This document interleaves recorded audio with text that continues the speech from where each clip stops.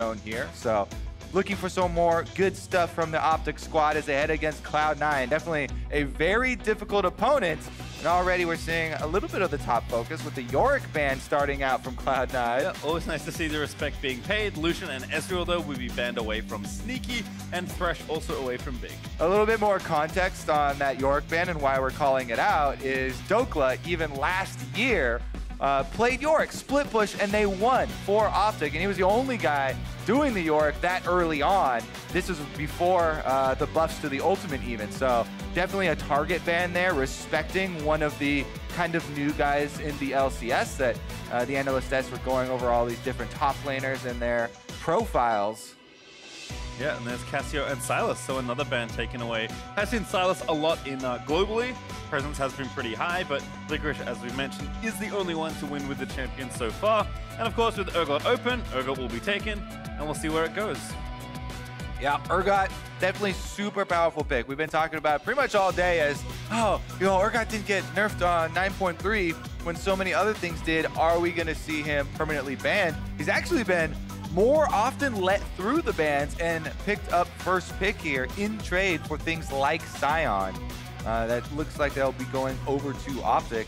Interesting, they're going to be pairing the Sion into Urgot lane, which is not a powerful lane, with an Olaf. So that makes me think OpTic want to focus on mid and bottom early because Olaf, early game, super powerful for dueling, super powerful for invading, but he's going to need to work with those lanes and some winning lanes on the bottom half. I have to say, Sion, since the nerfs here on 9.3, the lane phase is actually significantly weaker. He got damage off the Q, cooldown on the W increase, so we'll see if Meteos has you know, some good matchups with Crown and Arrows picks when those come in. Well, Nocturne and Zoe are the picks here for Cloud9, so everyone picking their own champion, but also picking for power, especially in mid lane. Niski was playing Zoe in the early weeks of the split, and she's kind of risen in power as the game's moved on. Yeah, definitely a huge fan of Zoe right now. I feel like she's in a good spot as far as the early lane phase, and then having the opportunity for game-changing bubbles on such a low cooldown later in the game has really paid off with huge rewards for a lot of teams. Also, Ari here for Crown, I like that. We'll see exactly how that pick kind of shakes out. Ari has been absent for quite a while with, I guess, one play from Jensen I can remember late last year. Yeah, I mean, I'm a huge fan as well, Pastry, because Ari into Zoe matchup has the same idea as the LeBlanc into Zoe matchup. However, it's so easy for Ari to land the charm on Zoe. When you use your ultimate on Zoe, you go back to the same spot, you self-root yourself. So, especially at the pro level of play, I've seen so many combos here for Ari's catching Zoe out of position, since she has the mobility with your ultimate, and then it makes it very easy to land the charm as well. That's the main thing that Nisk is going to have to look out for. Got some bottom lane attention after basically all topside picks here for both sides. Zilean on the OpTic side banned away, and Kalista banned away for Cloud9. See if the support ban trend continues here for OpTic. Seen a lot of Alistar bans versus Zeyzal. Always think of something like Thresh, which is already banned, so don't worry about that. Yeah, I'm really liking how we're whittling so far down on the bottom lane matchups here, because both sides yet to select their own. And after the Kalista ban, if we see something like a Sivir ban, we're going to be super deep down there into the Ashe or what was Varus we've seen recently. Kaisa is still available, actually. Yeah, that's a big one. Alistar actually banned by Cloud9, interestingly, so Zeyzal has something else. He's played a lot of Braum Ali so far this split, but clearly doesn't want to give the powerful champion away too big either. Definitely can be the case. Are they going to go? I personally am a huge fan of Ashe right now because of her strong lane phase. Has a lot of options for the item build as well. But it is going to be the Ornn for Big. This has been a classic every single OpTic game. We keep looking for it because he plays the support Ornn, and so many of their early wins, actually both I should say, came with this champion. He's able to use it later on for team fights and for their initiation. And there's Xayah, and there's Rakan to go with it. Cloud9 gonna lock in the duo that we don't see too often, but I guess with them both being open here, Cloud9 happy to snap them up. See what OpTic's final pick is here. Looks like Arrow needs a champion. Yeah, we get to see Xayah with the new crit items here. It feels super nice. You can rush the Infinity Edge into your Zeal item. On the other side, for Arrow, hovering on the Draven. He has had some experience in the past, and it was fun to watch, but not going to be the case here. We'll go with the Kai'Sa for a little bit more standard, but Kai'Sa is a really good combination with Ornn, as we've seen before. When Ornn can apply the stacks for Kai'Sa to just use her ultimate too, there's a lot of mobility there, a lot of all-in potential, and it comes at a super long range. Ornn ultimate and Kai'Sa ultimate both can allow this bottom lane to roam up for a lot of team plays, help out the jungler, help out the mid laner, and really make those mid-game skirmishes work. Yeah, it seems like we've got pretty balanced drafts on both sides. OpTic maybe feeling a bit happy with the extra engage there from the bottom lane, but we'll have to see. Cloud9 have been good at playing around the map as well, and OpTic have looked good in lots of different stages. Again, we looked to Meteos, we looked to Crown. You mentioned that with Urgot Sion, there's probably not too much action happening there in the top lane, so looking for Meteos to play in the enemy jungle and towards Crown's lane, see if they can't pick off this Zoe, because Zoe from ahead is obnoxious, but Zoe from behind, not so bad. Yeah, definitely going to keep an eye on this Ahri pick.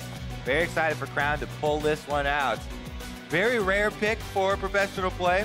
Not too often has Ahri been one of the premier ones, not since we had Shifter in the league. Oh goodness, that is a long time ago. Just checking, it is not Glacial Augment, which is the last LCS Ahri game I remember, but this looks like Electrocute for Crown, so keeping it nice and standard. Seeing a lot of Airy today on Zoe, but also Electrocute there for Niski, so could be some blood in the mid lane. All right, it's going to go for the high-powered burst damage. I mean, the Glacial Augment is super powerful as far as controlling terrain for team fights later, with your item activations also releasing the big slows, but this gives you more punch. Certainly does, but for more on how Cloud9 navigated this game, we are going to throw it down to Ovally for a report with Reapid. Thanks, guys. Reaper Licorice thinks that he is the best top in NA, but you know, he needs coach's approval. What does he have to do to get your approval as best top laner in NA? Less some ego. and also I'm watching all the practice games, right? So I know what is his weaknesses right now, but obviously I cannot tell to the interview, so I don't know what to tell. Any big accomplishment that he needs to do? No, just keep playing and keep trying hard, I guess. Just keep playing, trying hard. Well, best of luck to you and best of luck to him in this game. Back to you guys at the desk. So you're saying he does have weaknesses. I like the stern. You need to have a little bit less ego as well.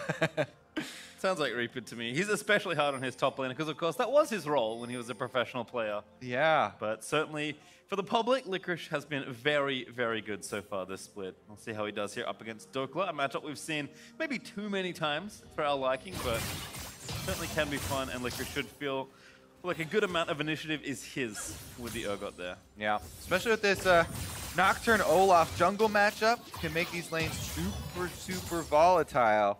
Right now, Spenskaren going through red into Krugs, pretty classic here for blue side start, and Meteos is opting for Wolf start into the blue here on the Olaf, getting all this extra attack speed after getting low. Blue's going to replenish the mana for more axe spam to continue his clear. And this is kind of the fastest power clear, basically, because the wolves will spawn a little bit quicker. And so you get that one done super quick, get your blue next so you can keep spamming, keep your DPS up with the axes, and oh, bottom! Ignite down here. Zazel already getting aggressive. Big force to flash away. Now Arrow backing onto Sneaky. Well, they already used their Ignite. Arrow might try and find a few more hits, but Sneaky has the heal. Finally forced to pop it. They hit level 2. Arrow flashes forward. The flash throw from Sneaky will keep him safer. Zazel gets low, and OpTic somehow win the back end of that trade. That is almost all summoners blown, Pastry. 7 summoners used at 2 minutes and 30 seconds into the game. We better get some jungler action down here now. They're gotta be smelling blood because these guys are at each other's throats. Look at this. The Xayah, Rakan, all in for the level 1 here before they even pop the level 2. Ignite is used, Flash is used defensively, but Arrow keeps his head about him. He goes for the damage onto the enemy AD carry. Sneaky using the heal for the extra move speed and the life there. barely gets away. Zeyzal blocks the W from Arrow. Oh my goodness. That auto was very close to being enough damage, but good job there by Zeyzal to block the W coming out afterwards. Well, now 3 for both, and Big almost there. But I think we'll have to calm things down just a touch here in the bot lane, because junglers went topside. Licorice in trouble. Meteos, he heard about this guy. He wants to take him down, and that's first blood to the Olaf. Less some ego, says Reaper. Meteos chops him down a little bit here on the top side. And it is a topside scuttle for Svenskeren, but as we said, Meteos was going for the power clear Olaf. You just get all your camps respawning here, and that is one of the quickest ways to level 6. Because your camps respawning second time around are going to have a lot more experience in them after you take away those first time half equations. So Meteos walks very easily in to Licorice here. I want to recheck the time, but I believe it was about 3.5 minutes. And it is a little bit surprising to see the level 4 all off, but yeah, Licorice super far pushed up there, didn't have any vision, and really nice move from Meteos. Dokeless now. Dokla is going to have to deal with the enemy jungler, also looking for a dive. That was a really good ward there, but I think Dokla now in a 1v3 situation might find this a little too tough to try and get out of. They'll start off the dive. Channels the Q. Knock up there onto Licorice, but he's tanky enough. The kill goes over. Licorice does get a trade. That is going to be pretty big for Dokla going down with all those minions, but Sion can get him while he's dead. Meteos. Really nice backstep there from Meteos, but doesn't get himself knocked up. Pop the Predator to try and make something happen here in bot lane, but to no avail. And now it's Dokla's turn to come back with the TP. Already has that shroud finished. He's able to chase him off a bit there. He got a significant amount of that CS with the zombie, actually, after he got back up. Beyond Death was able to pick up a few, not lose too much, teleport right back out. So it's not the worst case scenario for him. Nice strike back there for Cloud9 to keep the gold fairly close. Muck up there from Big as well, just getting it, but Zeyzal turns it back around. Ignite is back, and Sneaky gonna get the kill. That just looks so clean from Zeyzal, slipping right in there and re-engaging for the kill. They know there's no flash on him, and actually Zeyzal still has his with the Rakan. He's the one guy bottom lane that did not use it. So Arrow's got to be careful. Yeah, Ignite, pretty low cooldown now, so Big does pay the price. Plus what you can use when you have the flash on Rakan, nowadays after they change the W, you can actually flash closer. So if you flash point blank and then use a short range knock-up, it comes out super quickly. Whereas before it wasn't as helpful to try and go for a flash knock-up play.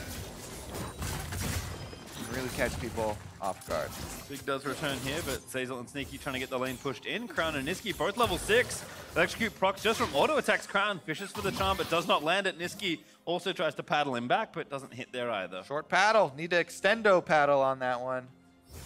Got cleanse here for both as well, so not expecting too many 1v1 deaths here in mid lane, but have been wrong before.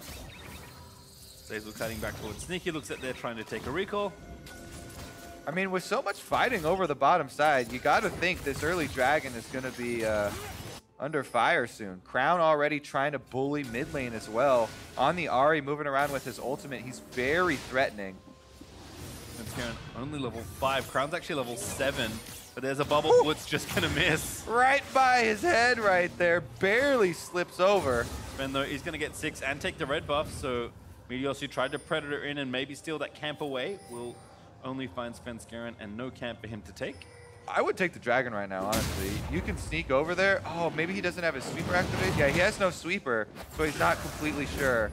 And we've seen a lot of people today try and sneak dragons and get caught, Pastry, so he's going to get the Scuttle Crab instead, while Svenskeren looks for a possible ultimate bottom. Zeyzal still has that flash you mentioned. Oh, can be a short range hook up. Meteos is going to start the dragon. It's something you have to be so worried about nowadays. Wow, he smited early there because he had 2 charges and he needed a little bit of health. So his second charge actually comes back up in time to secure it as well. And that is going to be a Cloud Drake so big for an Olaf to grab that. And OpTic are going to be able to get that extra bonus in addition to their gold lead. Great coverage there from Crown as Svenskeren is still here in the bot lane trying something. And maybe just waiting for the Krugs that do come up now. But no 6 there for Zeyzal. Not really many angles they can take with Summoners coming back up. Yeah, you have to be so careful nowadays because everybody has their eyes on Dragon. It's the first buff is worth so much. With Cloud Drake, it's literally worth twice as much as the second Cloud Drake that you would get. And Olaf definitely well equipped to solo it, so Meteos very happy to pick that one up. And Svenskeren, as you said, a lot of patience on bottom side, looking for a possible ultimate, but because no mana, no level 6 well equipped there for the bottom side to start it up, they don't get a counterplay. Yep, Meteos, sorry, Svenskeren instead takes some lane farm and now takes his recall, has finished up Warrior. There's Crown also going to take his back. It is tricky. You know, there's so many ex-Cloud9 members still floating around the league on various teams. Meteos, you know, used to play for them. He was their jungler. And contracts as well. I guess Cloud9 have quite a few of those guys floating around. Certainly do. Apparently they're good at growing talent. Maybe this guy is an indication to that, as Licorice and Dokla still fighting, but looks like Sion is pretty comfy in the lane. Licorice, after that first gank, hasn't really been able to find a foothold. But they'll both still be relevant as team fights break out, and I do expect maybe a bit more attention for that next Drake. As you mentioned, the first one's always good. Cloud is nice there for OpTic, but Infernal will be the next one. Oh, baby. All right, mid lane power might be the difference then. Blue buffs have been traded. Crown's been doing a good job like moving up onto Niski, but it hasn't really translated into CS lead. Ooh, nice little chunk there as well. Or too much of a significant impact on the jungle. They've threatened Svenskeren a little bit, but it hasn't fought yet. Yep, 2v2 in the top side. Svenskeren going to charge in. Licorice trying to get the execute. Still has the ulti. Svenskeren's going to try and chase him down, but actually Meteos just goes up the turret. Man. Takes him down. Now a knock up there from Dokla as Meteos is trying to book it. But now Svenskeren going to turn his attention back around Niski once again, roaming up nice and quickly for the team. Q's going to miss though. Dokla finally going to go down to Niski, but the bubble does not hit Meteos. He is forced to flash. Niski wanted it. He flashed after him to try and get the kill, but he doesn't grab it as Zombie Sion gets feared and runs away, and somehow it's just a 1-for-1. Yeah, and Niski roamed all the way up there, so during this time, Crown gets 2 plates off of the mid turret, plus more damage, and gets a teleport burned here. This is Licorice, I believe. Yep, he's gonna come in, but Meteos with the determination there. I did not expect him to finish the kill onto Urgot by the turret. Is able to finish him off after picking up the last axe there, and still gets out alive in exchange for Dokla being chased down. I think that is honestly overall still an OpTic win because of the extra turret placed mid and Niski roaming, but here's another look at it. Initially, Licorice immediately flashing out there. Meteos doesn't give up on it. Takes the extra tower shot, does get ignited. Bottom side, though, is going for another play. Zazel will pop the ulti. Sneaky gonna have to burn his ult as well. Big looking for it. Heal burnt also by the Cloud9 duo. Some more pressure here from Meteos as Big and Arrow try and find the kill. No such luck, though. All an ulti, nice and straightforward to try and fish for something. As Svenskeren still on his Krugs, will be spotted by Big as he wards that out. Niski there helping out with the redemption that he found in mid lane. That's actually so nice of Niski. He walked a little bit bottom lane to get in range to send that extra care package down to the Sneaky and Zazel. Almost 3 plates here though for Crown. Maybe he's going to get it as this wave pushes in. And Svenskeren does not know his jungle is very unsafe right now. Surprise! Oh, that's not the surprise you want. Gets knocked up by On. Svenskeren does have his flash, but he can't get out. Meteos now on a killing spree, rampaging through the rest of Cloud9. Imagine an Olaf with Ragnarok popped and an Ornn popping out of the bush, smacking it with a hammer and the axe, and now they're looking for bottom lane 5 people. Play continues. Here's Dokla Sneaky, no ult, no flash, and he's dead to the Sion as Zazel gonna get knocked around and taken down as well. Arrow this time, the ones that claim the kill. OpTic Wrecking Crew are on it right now. Bottom lane gets demolished. Teleport does go in. They will exchange turret plates with the top side. Licorice does get the entire top side turret for it, but OpTic also got a lot of plates off the bottom side in addition to the kills. So this proactive play for them is taking significant rewards. I think this Infernal Drake that you're talking about too, they should be able to get the reset off, and it's going to be a lot about all that vision they left in the jungle as a lead up. Oh, Niski barely, not enough. Crown must have known because he didn't use that cleanse, but Spirit Rush just in time as the bubble wears off. And very critically, no Spirit Rush for this Infernal Dragon really reduces the effectiveness of this Ahri, of Crown in the early fight. So that might be the tipping point that allows Cloud9 Cloud9 to just slip in. Yeah, it looks like they're, you know, Ari back in base, no ultimate. This is our objective now. Licorice was walking down there as well, but knows he's not needed. So maybe just going to ghost back there with that spellbook swap over to the top side as Cloud9 do secure the Infernal Drake. All right, slight credit there to Niski then for forcing that one out of Crown and earning the objective back for the team, as the bottom lane also had just gotten off a recall and reset there, so they were coming out fairly powerful, but now they're under attack. At it again, Sneaky with a nice ult, but Big maybe ready to follow up with Meteors behind once again. Zazel ready with his combo, but no need to use it right now. Relentless down here on the bottom side. Sneaky and Zazel constantly under fire. Svenskeren is trading that pressure on top side for Rift Herald while Licorice is doing his own work. He just finished his Black Cleaver, so Dokla actually in quite a spot of bother. Licorice continuing to gun him down, needs to land the ulti. Dokla trying to juke where he can, but he doesn't have his flash. The shield is back for Dokla, but Licorice gonna dive another turret here and try and finish him off. Needs a bit more damage. Licorice finds the harpoon. That channel was ill-advised, and Licorice finds the solo kill. I feel like it. What are you doing there? Standing, channeling the Q that's going to keep you in place while the R from Olaf is still in the chamber. Dokla just gets nailed in the head right there. Pulled in for the extra kill for Licorice. No attempt at continuing the dodges. And that is going to be in exchange for some bottom lane money with the turret finished up.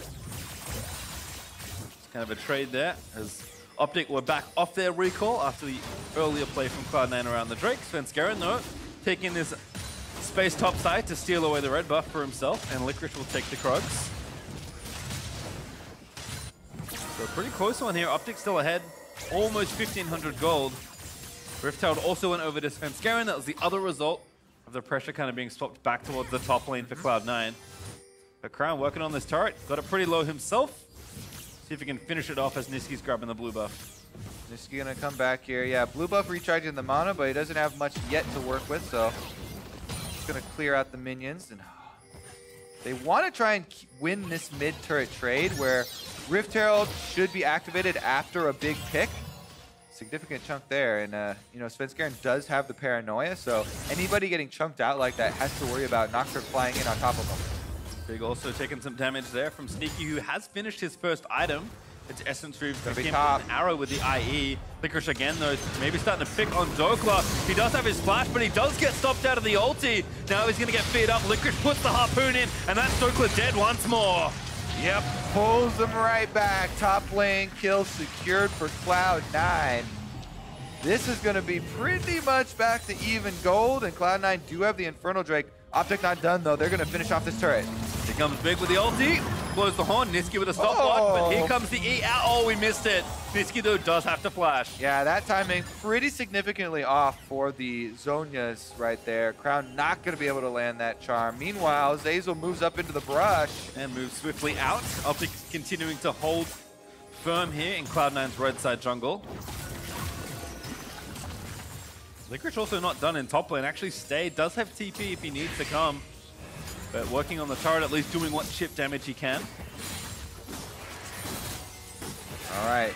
Really opening up the map now with these outer turrets starting to fall. And once again, the Rift Herald that you mentioned still in Cloud9's possession. So we're looking for probably a mid lane power play with it so they can open up the map. Whenever you have Nocturne on your team, you're trying to split it a little bit. That's doubly so for when you also have Zoe. If they can take down the mid lane turret, it opens up their vision control here to look for these Sleepy Trouble bubbles as well as the paranoia uses that will push their mid game to the next level. Interestingly, it seems that the vision around the Drake is kind of the first point of call here for Cloud9. It is up in about a minute. They do get some vision down, but OpTic, of course, out on the map, ready to counter ward and do what they can. Svenskeren also farming. Wants level 11 if he can get it. I think the Krugs will get him there, if not very close. And is, in fact, level 11 just now. And Licorice ready with his TP. Dokla's up in a few seconds. The team's ready to kind of make their next play around the Drake. All right. Dokla's got to be a little bit more careful now because even though they have so much vision on the bottom side, Teleport's about to come back off cooldown. I guess they could all join fairly shortly here. As long as OpTic delay a little bit longer, Dokla's Teleport will match up. Also going to make sure they secure their red buff. Does go to Svenskeren. Should have Smite ready for the Drake as well once that comes up, but Cloud9 feeling a little low on vision here. Svenskeren actually going to pop the Herald mid and maybe as a distraction if nothing else. Yeah, 2 points of pressure here now for Cloud9. The Dragon is coming up. Rift Herald heading down mid towards that turret. Will they actually be able to use it though? Niski's chipping away at it while he can, and the rest of OpTic still have vision control over the Dragon. He hasn't gotten behind to hit it in the eye though. You have to fully kill off this Rift Herald or it's going to do a lot of damage. They're going for the Dragon instead. All right, Cloud9 should push heavy with the Rift Herald then. Dragon's gone. Licorice also roaming down. Niski looks for a bubble, does not release it. Big also here on the side, ready for the flank. Here's Meteor's charging in with a Predator. Shelly does get the charge off, but not enough to finish off that turret. And now again, the flank from Dokla. Ready with his ultimate as Licorice trying to fend him off, flips him back. There's an ulti from Svenskeren. They might try and finish off this kill. Knockup lands in. Big does reactivate the ulti for a 2-man knockup. And Dokla with a stopwatch for Big. It might be too far forward. Licorice, however, is in the front side, caught out and shut down by the Scion. And now Zazor eats a charm. Arrow picks off the kill. Svenskeren trying to fight, but he just has nothing left. Meteos on a rampage takes out another. And that's OpTic with a 3-kill team fight. OpTic, really good juggling of the front line there. Big, constantly in and out, got the knockup while he was trying to escape as well, and that is going to be 2-3 kills over to OpTic in the mid-game fight after securing the Dragon and defeating the Rift Herald. They checked every single box they had for the last 2 minutes here, Pastry. And OpTic continue to grow that lead as we'll watch this one again. Cloud9 just felt like they couldn't decide on which front to fight on. So here it is, right? They're going to start off on Dokla Scion, the most tanky one. They start shredding him. They use the ultimate. Big knockup there, and the charm also landing for Crown does delay it. Big goes in. He actually didn't have any zonies or anything to get him out. He runs into the wall, gets the knockup. Meteos also then rotates himself off of the front line as he got low on Olaf, moving back in to finish up the kill on the Svenskeren. And the entire time, Arrow on the Kai'Sa, dealing out the damage, finishing up this extra kill to allow OpTic a pretty sizable movement here in the game. Now they've really taken control. Let's see if they can transition that into vision around Baron and move this game along, because Cloud9 have been so good at their Baron defense, at controlling through here, through the mid game. And right now they're gonna have to worry about the next Nocturne ulti coming up very quickly. There's no big objectives to fight for right now. Baron is up, but relatively unlikely for teams to take a real stab at it this early in the game. So Cloud9 move their duo lane to the top side, trying to get Sneaky a bit more farm. Licorice still strong there in his 1v1, but again, Dokla's presence in team fights has been nice. OpTic with a little bit more space to move around right now. So Cloud9 gonna have to play well, use their cooldowns to try and find a pickoff. OpTic doing a good job not letting them for the most part. Yeah, I mean, the extra Mountain Drake here means Cloud9 gotta keep vision in this Baron. There is a Kai'Sa with an Infinity Edge. And this is almost going to be a Blade of the, or excuse me, a Ginsu's Rage Blade completed. He's got the pieces. This needs, oh! There's the combo in onto Crown. The ulti is out. There's the stasis. But Crown nowhere to really go. Burns the flash and still gets shut down. As now Meteos going to be the next target. Licorice here. That might be Baron at TP from OpTic as well. Oh, he can't cancel! And Dokla, he's in, but Big going to try and seal it off in the choke point. The ulti goes out. It does knock up Sneaky. They will grab a Resurrect. As Arrow in the backline going to try and make the big play happen. But Licorice puts Dokla back into the grinder. And now Big caught out. Drowsy for Zombie Scion. Into stasis there for the Zoe. Arrow, he just can't rejoin the fight. Cloud9 get 3 themselves. Oh my goodness. Cloud9 strike back immediately, and that's going to be the Baron. Arrow and Big are the only 2 left up for OpTic, trying to defend. Only one smite here for Cloud9, but it should be enough to take this Baron down. Arrow can't really get in safely. He's got no ulti. He does have flash. They're going for it! Something big. He's in there. He's unstoppable, but he will be stopped very swiftly. And that's Baron over to Cloud9 as OpTic throw themselves into the pit to no avail as Niski chases in once. Arrow, Licorice as well, also trying to grab the kill and does grab the shutdown. Niski with the auto electrocutes Arrow. Oh my goodness. Cloud. Oh, no. Meteos wants to get a piece of him. Here's ulti back up. Predator popped. Niski with the cleanse zips around. There's the Ragnarok is nice, but a good flash from Niski back into what's Licorice. Meteos maybe a little too far forward. The shutdown lands where Licorice will grab a kill of his own. Crown is here as well, does have ultimate, but the rest of Cloud9 have reset with their Baron-empowered recalls and are back out onto the field. This one was a significant advantage here created by the speed of Zeyzal's Recon initiation. Crown comes to check the brush, and they immediately cut him down for it. That's 2 kills, and the teleport was started. Can't be canceled, so Zokla's in there as well. He is much tankier, so he's able to buy a lot of time, allowing Arrow to ult in there as well to deal some damage, but that is now 5v2 at the Baron, and as you know, Cloud9 are able to pick that one up. That means they can push afterwards and get this game back in their favor. What a quick swing, Pastry. Yeah. OpTic had just won so many objectives. The Dragon, the mid game fight there in the mid lane, and defeating the Rift Herald, but this one means so much more coming for Cloud9 with Baron as reward. Gold lead basically swings straight back to Cloud9 as they continue to accrue even more gold as they knock down these turrets. So now ahead 3-2, although Crown will equalize in short order. Sneaky though takes down the Drake, gives even more objectives over to Cloud9, and this tier 2 turret not long for the world either. Dokla puts up pretty pitiful defense with his Baron cannon. Not much he can do, unfortunately, as Crown will finish off that turret, but OpTic, time to play defense for a minute 30. Yep, and Cloud9 are going super hard on the offense. Baron empowered minions get them right up to the inhibitor turret, and they're chunking it down. Sneaky is able to melt it. Here comes the Oran Horn. Big looking for it again, but he only grabs Licorice, who's pretty tanky at this point. Pops the stone plate. Darkness happens. Meteos on the side trying to make it happen, but Licorice gonna dive into the backside. Everyone into the backline. Spence going all the way to the back of the team fight. Sion dead. Arrow getting chased down as Big picked off as well. Arrow already fallen. Meteos and Crown the only ones left to defend as Cloud9 are blitzing through OpTic. Is this a game-ending Baron here, Pastry? They've got a minute left on it. Nexus turrets are in their sights. They're trying to chunk down Meteos and Crown. Gonna try and finish off what they can. They want to claim that second place. The Nexus turret turned to shreds as Crown pops the cleanse and tries to cut it out, but Licorice dives in just a little too strong. Crown lives for a bit while longer, but the Nexus is exposed. Sneaky pops his ulti. Crown gets picked off, and Cloud9 in emphatic fashion will take down Meteos for the ace and take down the Nexus to retain second here in the LCS. My goodness. The pick in the top side brush. Cloud9 lying in wait. The Recon ultimate comes out lightning quick. 3 kills, Baron, a push down mid lane, and the game is over. Under 25.5 minutes in the North American LCS, where the games have been going on average over 36 minutes.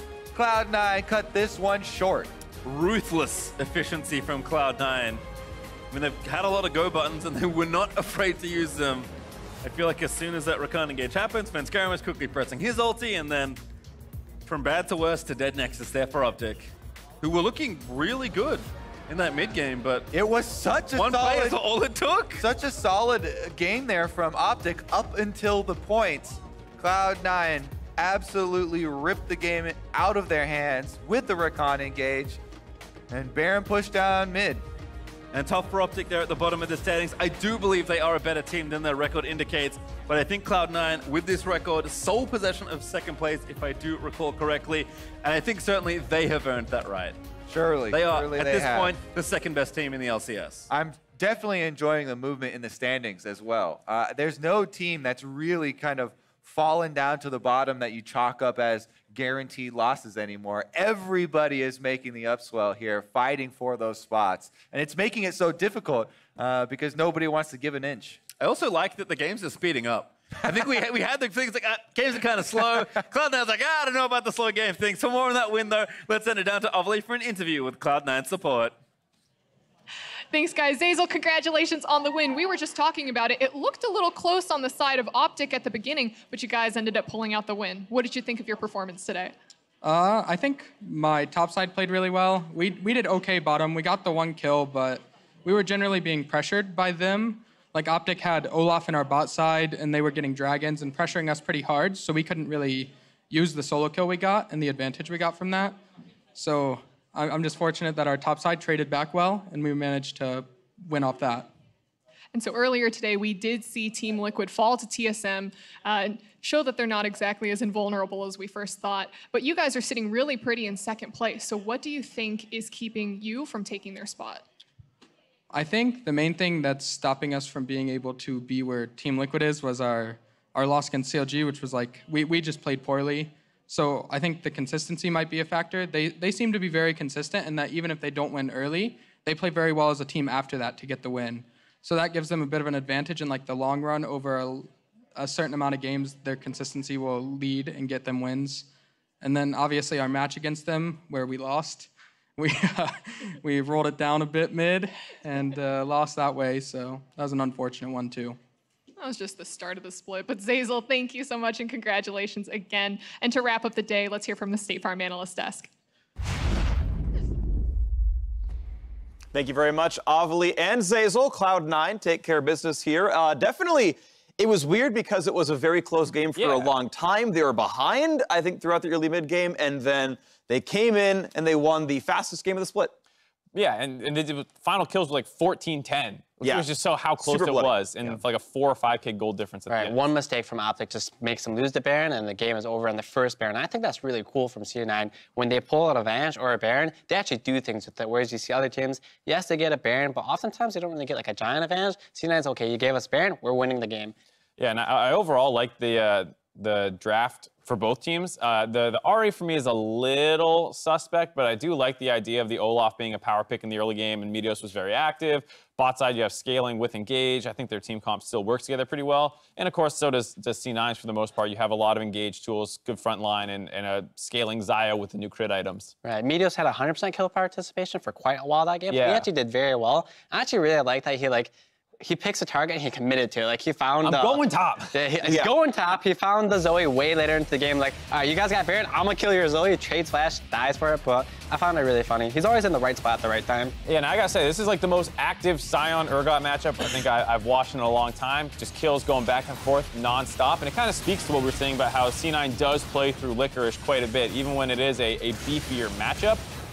And it was a pretty bloodbathy top lane for the most part. The kills were getting traded back relatively evenly. But what ended up happening was over the course of the game, C9's better team decision-making took over. So like Niski being able to show up here and make sure they actually grab one more kill, because otherwise this would have been a 2-for-1. This was the second time he went top, too. He keeps ditching mid lane, falling a bit behind on turret plating, so he has to come top and make this advantage for Licorice so that he can later do this. Now, I'm going to say that's more on Dokla than Licorice being good, to be fair. But, you know, everything counts towards it. And that's what matters, I think, is when you have the better top laner and it's a really bloody top lane, like, you know at some point Licorice is going to outperform Dokla. And then finally, because you've been setting him up time and time again and keeping him relevant and going top, that eventually he just starts solo killing. What's interesting here as well is that of all games to be top focus, it feels like actually two of the teams that would be that. Cloud9 recently no longer with Jensen, who we actually know is fairly resource demanding, very vocal about what he wants. We've heard Meteos talk about the fact that Crown is very selfless, doesn't ask for much of anything himself. So, well, okay, I guess we'll go get top side of my Olaf, and I guess we'll go use my Nocturne ults up there as well. And that worked out pretty nicely. The bot lanes felt like they were able to withstand most of the pressure regardless. Those ganks didn't really come through. We eventually got into the mid game, of course. The mid game is where things really broke apart. C9 on a very tight one, managed to win the big team fight around Baron, and that's just when the game ended, basically. And that's kind of what we were saying, where like the better team play eventually goes in C9's favor, because in this situation, it's a good brush bait. They're able to pick one right away, but Meteos could have potentially dipped out through the bot lane, but with the paranoia, didn't know where to go and starts fighting. And then the TPs come in. They try and save Meteos. One more TP comes in. Then the Scion's going to ult in and try and bend around the corner and get in here when you maybe could have had this be a 1-for-0. It suddenly turns into, I believe, a 3 or a 4-for-0. Right. I believe people call this strategically minded gameplay from the team. And it's like, if you're going to lose a member, just ditch that member. Saving Private Crown. Yeah, saving Private Crown, definitely not worth it there. You don't have to send your entire team. Like, sure, let Ari die, but don't give your entire team and the Baron. Why are you doing that? It's one death, whatever. It did feel like a lot of unforced errors out of OpTic. That TP can't come until after Nocturne ult's over, and by that time, Ari is long dead. We already know Meteos hasn't flashed the wall. Like, there's no reason to start that teleport or follow through on a known 3v5. And I want to move to OpTic because it's this team who is now 0-4 with their intended lineup, and 2-2 with the Academy squad. Okay, the half Academy squad with you know, a couple of those players still in there, but like, it feels like they're making the wrong choice with this lineup here. That's kind of what I want to talk about here, because Cloud9 took care of business. OpTic, I mean, 0-4 with the lineup with a team that was 2-2 coming in. It's hard to tell, because I think some teams have improved since when OpTic was at their best. Like, I think Golden Guardians has turned it around a fair amount compared to their drafts in week 1. Same with CLG. And so I wonder if OpTic Academy would still be picking up wins with the other teams in the league starting to figure their own stuff out. But it doesn't feel good to be the starters coming in and go 0-4. It's definitely got to be weird from their position, too, because it's not like Arrow and Big are necessarily performing bad or Meteos. It's just that those 5 don't seem to have the synergy that the other 5 did. And that doesn't really make sense to me because it's like Dardoch came in and was like, hey, that was my first game with Crown. Yeah, no one should have synergy. Yeah, but it seemed like they had better team play going into these games than these guys did. And it's just weird to see it. Maybe we'll see a roster change up next week or something. Yeah, as it stands right now, of course, OpTic Gaming alongside Clutch are 2 games out of playoff position. I know we're only rounding out the first round robin. We're 8 games into the 18, but you've got 2 to make up with 10 games to play over teams that are already playing better than you. So I think it's when you start to get a little afraid. So I actually do want to ask you then the more pointed question: do you change things up as OpTic? Like, sure, yeah, you had to start together late, but like, you've got to pick up 2 more wins than other teams. You got to outperform CLG. You're 0-4 right now, and you definitely want something different to change. If you're doing well in scrims with Meteos and the current roster that you have, but not performing to stage, you don't have that much more wiggle room. So I would say, depending on if you're trying to make playoffs this split, or if you're just trying to improve the main roster, that depends on you. But if you're trying to make playoffs, try a different split, like change the things. That'll boost everyone's team morale, because it's kind of like a new player joining, and then, you know, the feel-good moment happens, and they might do better, you know? Might be worthwhile. It's tough because some of the areas you would want to see improvement, it feels hard to find pieces, because I think Meteos had a pretty good game there, and if you put Dardoch in, he might be a little bit more explosive in the early game, but that's not really why they lost. Meteos was like 3-0-2 within like 7 minutes, and he's like doing well, right? Right. So it's hard to say. It's how much can you fix those problems with the tools that you have available. Yeah, to me, it does look like the mid-game was the issue, right? Again, that last replay we saw was just like very obvious, unforced error kind of mistakes. I don't know, maybe Meteos and Big are both too vocal, and like there's that conflict. Good point. Maybe the shot caller on the other side is a better shot caller or something like that, possibly. Whoever's making the team decision. I don't really know. Sometimes it's too many cooks. And of course, it's hard to know. I know talking with OpTic's GM at the start of the season, when they were switching players around, he said, like, we've been vocal that it's going to be a 10-man roster. We'll bring in the players who need to be played. We'll see if they can figure it out, and I do hope for OpTic's sake that they do. But for now, we are going to take a look at the next segment. Throughout the week, you took to Twitter to praise the jaw-dropping moments that you called out, and we've decided to pull up some of our favorites. And up first, it's Tricky Walrus 1, who says the true LCS big play is Hakuho's triple kill and penta denial. Scaren's booted up, the damage continuing to come down. Licorice getting it from away, but Sneaky is a machine, and he's able to find a double. Zeyzal allows the push to continue as a follow will fall. It's a triple for Sneaky. They might find even more. He needs another auto attack, and the Quadra is found. Penta, dive him. Penta? I'm stealing. Hey, I'm stealing. No, Niska, you're one kill. You're one kill. Don't touch him. I'm going. Go. I'm going. Guys. We can't do it. Oh, wait, did we even end now? I don't think even so. end now. Maybe. I actually love that Zeyzal's like, wait, do we even end? Like, they're like, did we strategically mine too much to the point where we can't end the game now? Or worked out. It was close. I think if they play that optimally, they can find that kill. But there's no way. I definitely would have went into the fountain too. They have to like get in there. In their defense, I would have followed them into the fountain to try and get that penta for Sneaky too. So I can see the play. I like it.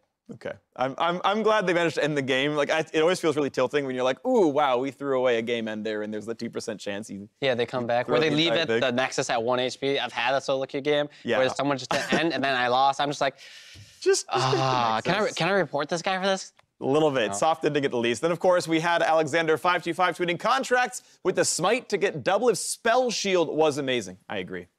And Jensen, Doublelift rotates over for a couple of auto attacks. Wall thrown out. Froggen has to be careful to not eat too much damage coming in from Doublelift. Oh, nice catch! That one's going to be huge as he goes into the grind of the top. They already forced out impact on the bottom side. He has teleport, but right here, it's already made connection. That was so close. He used the QSS as well. The QSS, the heal, the flash. Nothing is going to save Doublelift from that. That was super sick because he did it so fast that you know it was predictive. There's no way he was reacting to Doublelift Spell Shield, so that was a pretty big call out. He's like in a really random spot too, engaging from the wolves, because I didn't actually see it, but there's probably a ward in that bush next to him, and he's still coming from out of vision, so it's like a great placement from him, and great wall from Nivea as well. Yeah, mechanically it's just smart to say, okay, smite, you know, as close as you can to before you land, make sure it's a bit early. Doublelift, like, technically there's ways to, like, spell shield a little bit closer to, like, the landing time, but Or then I you're think that was on guessing when he's contract. land. Or just quick fingers. No. Flash as well. No, of course, right? But I mean, you're a Sivir. You expect the spell shield. Yeah, right? sure, Fine. of course. And of course, that's gonna be the next line of it. Is like, okay, actually, you have to always flash a Zac with a blue smite because he can land it. Either way, yes, great by Contracts. Obviously, a really good play, and even some of the best of us can miss that one. Now, of course, finally, May West asks, can Broken Blades game qualify the whole game as an LCS big play? To do anything when this is happening under the turret. Broken Blade onto Impact, looking for the 1v1 solo. Dolo, easy! That to your Yorick. As we watch this one more time, the E gets missed. He's stacking up the passive, so it's fully stacked straight in onto Impact. He even missed his Counter-Strike there, actually, but Impact turned around, maybe thinking he could actually fight back a little bit. Yeah, that was a big one. I mean, you could call it a whole gameplay, but that was only one highlight. They didn't show everything else with the initial kill in the top lane, all that stuff. So it was a pretty big game for the rookie. Yeah, we had a rookie. Yeah, because I got some stuff for that last time. Yeah, he played the whole season up in Turkey and on second place a couple of times in a row. Definitely a good player overall. Had some experience, came close to qualifying for Worlds. So make sure you keep tweeting your favorite plays all season long using the hashtag LCS Big Plays. We'll keep calling them out. And as we wrap out the day, let's see how our teams stack up in the LCS. Team Liquid's win streak is over, but they built that buffer. They're still in first place. Cloud9 only 1 game back in second. And my interest is Cloud9 1 game back in third. They play each other next week on Saturday. That's going to be huge. Some huge matchups coming up, like you said, Cloud9 versus FlyQuest, where Cloud9 can really cement themselves as the second place team, which then puts a ton of focus on the Week 7, I believe, rematch versus Team Liquid, where Team Liquid looks a little bit vulnerable. Cloud9 are the fastest team in the league, and we're saying the early game for Team Liquid is the concern. They also play top focus, which is how Team Liquid lost today. So I'm super excited to see if Cloud9 can potentially overcome this, what we thought was immovable object of the first place Team Liquid. Right, and if they're having poor practice this week, is that going to extend to the next week? And is this going to be like a snowball effect of where they're playing scrims poorly due to other reasons that I'm not going to Mental boom. Yeah, can their mental boom? Hopefully not, since, they've been long veteran players, but, you never know. Absolutely. So let's talk about the predictions we've had. It's a pretty messy day. That is a lot of darkness down there. Finally, got a couple of those right at the end with those 2 pickups. High, 4-1. Yeah. Impressive. No one called the TSM Liquid, but that one's hard to know. Right. I mean, we all got that one wrong in everyone's defense, so yeah. I'm going to say a lot of people on Twitter probably got that. All right. Jack is a prophet, right. He's got some insider information that we don't have, so I'm going to say he's cheating. Yeah. Whatever information he's getting from, he should send it my way so I can keep doing this well. That'd be nice. I'm trying to be the kind boy like Rush. I'm trying to copy his 50-50 ways, so I'm actually exactly where I want to be. Yeah, that's not bad in hindsight, right? 50% is like... I mean, hindsight is 20/20. But I'm aiming for 50%, which makes it hard. Setting your goals low, you can't be disappointed then. Wow. Okay. Well, that's interesting stuff. I do want to actually bring up, maybe sometime next week, because Jack put his preseason predictions out there of 1 through 10 from the teams. And if he got that result right, maybe, as it turns out, his whole top 10 of LCS was correct as well. I think I remember him putting CLG 10th, which is certainly not the case right now. They're currently 4th. They got quite a while to go down there, but we'll see. We'll see. Maybe. Curious to see. Of course, it's now going to be time for LCS Cooldown, which is still going to feature me. So, Azael, take it away, buddy. And I'll see you soon. Thank you very much.